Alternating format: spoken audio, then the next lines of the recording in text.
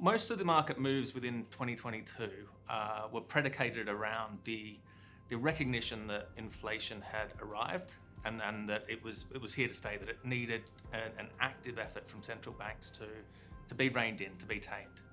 And so when we consider those actions, that the fact that inflation was ultimately high, in response to that you had rising interest rates, and of course that overall impact is almost invariably going to drive growth lower. And whilst that was a theme that occurred right throughout 2022, we do think that a lot of those conditions will remain. We do think inflation will remain elevated, but not as high as it has been. So we've likely seen the peak. We do think that interest rates will therefore need to be held higher in order to put downward pressure on inflation. And of course, that ultimately leads to lower growth. There's a very large spread of views, but particularly at market turning points or where you've changed into a different environment as we have done this time around. And so what that says to us is there's no clear consensus in the market. And so that's likely to mean that we're going to have high levels of volatility as people try and over extrapolate individual data points. You might get an inflation figure that comes out a little bit lower than expected. Markets will rally off the back of that in the anticipation that that will mean interest rates will come down earlier. And then of course you might, on the next print, get the exact opposite. So that volatility is likely to remain high. Now, volatility can be really advantageous for an investor. It means that you get the opportunity to sell out of assets that you might want to move on at higher prices in those those periods of optimism. And it also means you've got opportunities to buy in good assets at lower prices during those bouts of pessimism. And so the way we're approaching this is not to be too bold. We don't really want to make any strong position taking throughout the year.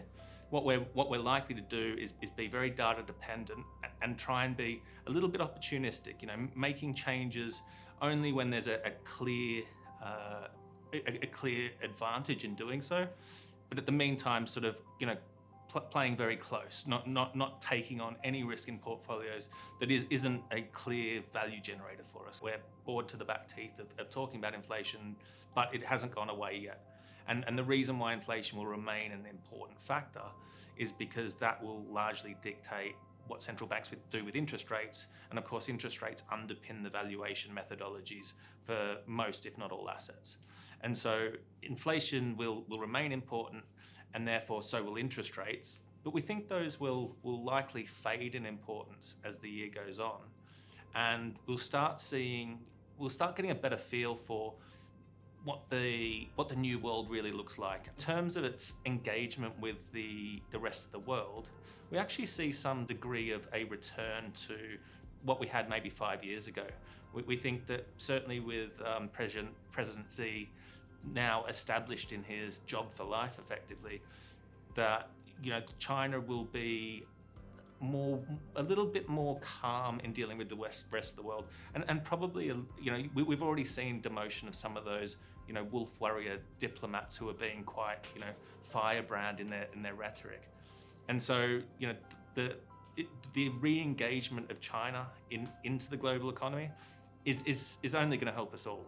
It will take some of that pressure off supply chains, and it's likely to help support global growth. When we think about the policy error or risks around policy error, we've been talking about this as a risk for quite some time. The one that's plainly obvious and we're all very aware of is it really comes down to central banks and whether they over tighten monetary conditions or keep them tight for too long or not enough. That is really crucial. If inflation becomes too embedded, then it becomes very, very sticky and very, very hard to resolve as we experienced through the 1970s.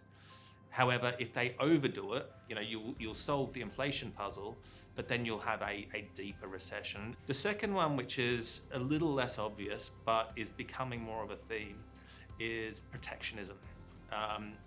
We've seen some of it done from a security point of view, or certainly that's what it's being labeled as, in the terms of the US looking to bring more of their computer chip production back to themselves. But we are seeing that growing trend within economies where countries are trying to support their own industries. But of course, as we know from economic theory, when you do, protectionism tends to lead to lower quality, less productive companies. And so whilst it feels good from a political point of view to put those measures in place, it can ultimately mean that your economy is less efficient, and therefore there's a smaller pie to share around at the end of the day.